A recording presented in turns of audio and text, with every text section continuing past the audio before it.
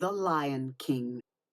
From the smallest ant to the largest elephant, every living thing has a place in the great circle of life. Mufasa's place was as king of the lions. Sarabi was the queen. And their newborn cub, Simba, would one day take his father's place as the Lion King. But on this day, little Simba rested in the hands of the wise baboon Rafiki, who sprinkled the cub with dust and welcomed the future king to the great circle of life. Mufasa's brother Scar did not attend the ceremony. He was not happy that Simba was next in line to rule the Pride Lands, for Scar had always wanted to be king. Time passed, and Simba grew. Early one morning, Mufasa took him to the top of Pride Rock. "Simba, look," he said. "Everything the light touches is our kingdom." "Wow," the young lion said. Then he asked, "What about the shadowy place?" "That's beyond our borders. You must never go there, Simba," warned Mufasa.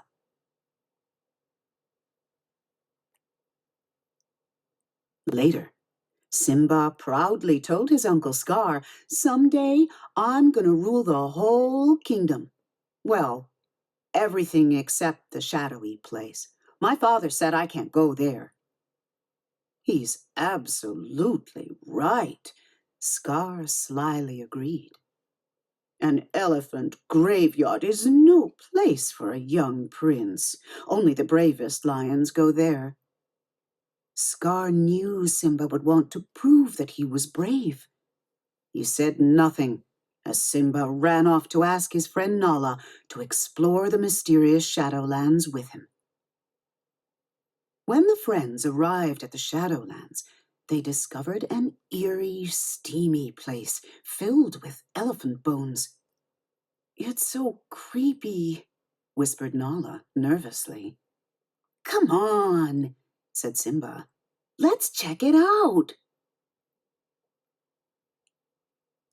Zazu, the king's minister, had been looking for the cubs. When he caught up with them, he warned, "We are too far from the Pride Lands. It is dangerous." Strange laughter rang out. It belonged to 3 hyenas, Banzai, Shenzi, and Ed, who slinked out from an elephant's skull. When Zazu told the hyenas he was Mufasa's minister, they realized that Simba was the future king. "He's a king fit for a meal," Banzai snickered. The hyenas chased Simba and Nala. Suddenly, a thunderous roar rattled rocks and bones. It was the roar of Mufasa, the Lion King. The frightened hyenas ran away. That evening, Mufasa had a talk with Simba. "Being brave doesn't mean you go looking for trouble," he told his son. "Dad," Simba asked suddenly, "we'll always be together, right?" Mufasa gazed up at the sparkling heavens. "The great kings of the past looked down on us from those stars," he said. "Whenever you feel alone, remember that those kings will always be there to guide you. And so will I." Although Scar was angry with the hyenas for letting Simba go, he made a bargain with them. If they helped make him king, they could have the run of the Pride Lands. So Scar brought Simba to a vast gorge and promised the cub a wonderful surprise if he would just wait on a certain rock. Scar then signaled to the hyenas. The surprise turned out to be a stampeding herd of wildebeests, with the hyenas urging the herd on. The earth trembled. The wildebeests ran into the gorge, heading straight for Simba. He sought safety in a tree, but the branch bent under his weight. Just before Simba would have fallen beneath the pounding hooves, Mufasa grabbed him and carried him to a rocky ledge. Then, through the thick, swirling dust, Simba saw his father disappear under the thundering herd. When the stampede had passed, Simba found his father lying lifeless at the foot of a cliff. What Simba did not know was that Scar had pushed his brother off the rock. If it weren't for you, the king would still be alive, lied Scar, appearing at Simba's side. He tried to save me, said the cub, sobbing. It was an accident. Run away, Simba, Scar advised. Run away and never return. Scar watched as Simba ran away. Then he sent his hyenas to kill the cub. But when the hyenas reached a thorny thicket, they stopped. He'll never survive in the desert, they reasoned. And so they returned to Pride Rock and their new king, Scar. Under the burning desert sun, Simba surely would have died if it had not been for two curious creatures, Timon the meerkat and Pumbaa the warthog. Timon and Pumbaa felt sorry for the cub.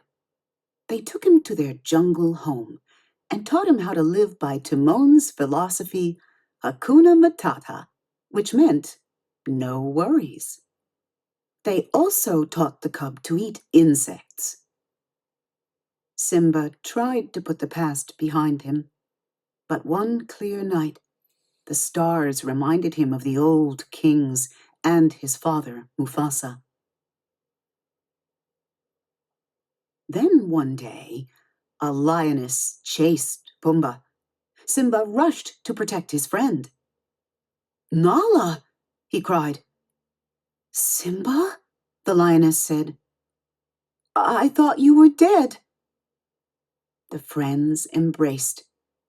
Then Nala told Simba that under cruel King Scar, the Pride Lands had become barren and the animals were starving.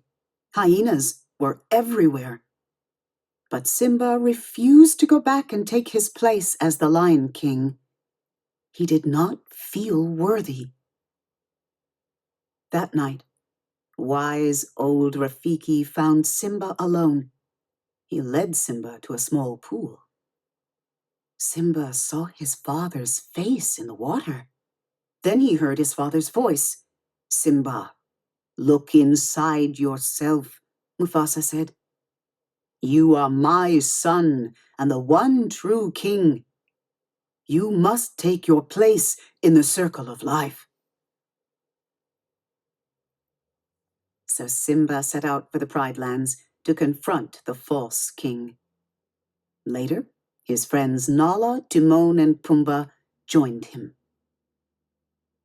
I'm surprised to see you alive, sneered Scar as Simba approached Pride Rock.